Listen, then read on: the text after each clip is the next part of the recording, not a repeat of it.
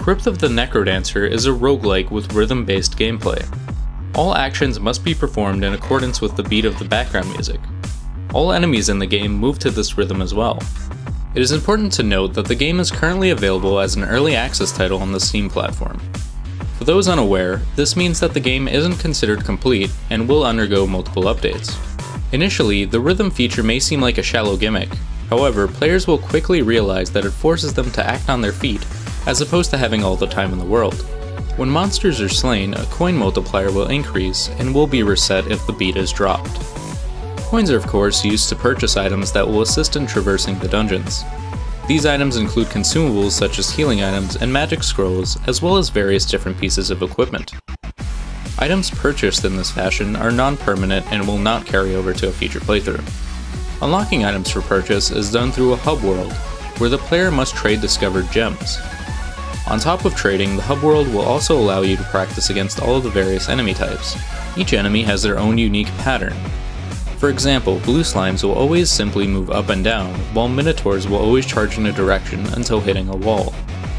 Various weapon types are available, each with different attacks. At the start of each playthrough, you will begin the game with a simple dagger, only allowing for attacks in front of you. More advanced weapons like the broadsword allow for cleaving strikes, or the longsword which will reach enemies farther away. On top of weapons, shovels are available, which will allow the player to dig through walls, sometimes discovering hidden chests. Each piece of equipment has different grades, which determines the amount of damage the weapon will deal, as well as providing some passive effects. Currently, 3 zones are available, each with a unique theme. The zones get progressively harder and introduce new mechanics.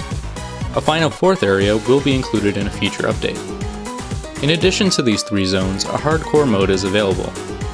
This mode of play limits your starting health and forces you through each zone from the start to achieve victory.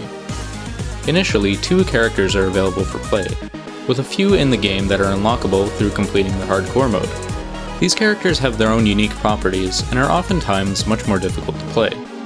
Of the 2 characters that are available from the start, the Bard removes the entire beat system. This will appeal to those that want a more traditional turn-based experience. Similar to the 4th zone, several more characters are also planned for the future. Similarly to Spelunky, a daily crypt is available, which is randomized each day. This randomized dungeon is identical for players worldwide and has a leaderboard system in place. In conclusion, CRYPT of the Necrodancer is a wonderfully new concept. Being an early access title, this won't be something everyone will initially be interested in. Despite this, there is a good amount of content worthy of its $15 price tag. For those that are fans of roguelikes and are looking for a fresh experience, CRYPT of the Necrodancer is a very worthy recommendation.